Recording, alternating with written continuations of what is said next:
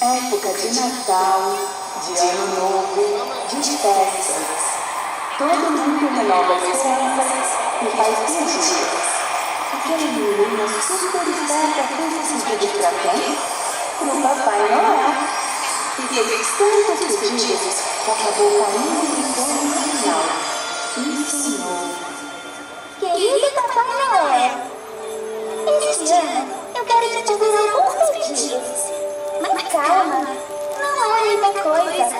Eles não vão pesar muito no seu trenó, eu acho.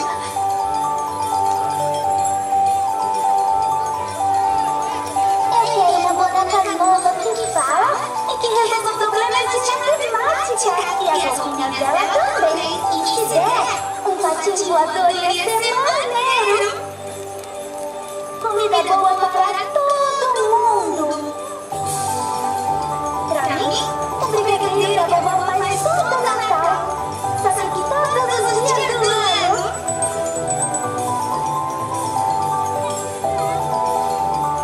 Felicidades, saúde e paz no meu bairro,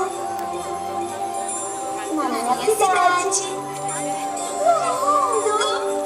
Na verdade, eu tô pedindo um monte de coisa a um monte de gente. Não só pra mim. Será que tudo bem, Papai Noel?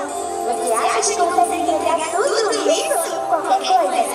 Você me distribuir presente de balão, de avião, de carro ou de trem. Também posso pedir para um menino lá da escola te ajudar. Ele é super forte. Eu acho que todos os meninos e as meninas da escola vão querer te ajudar.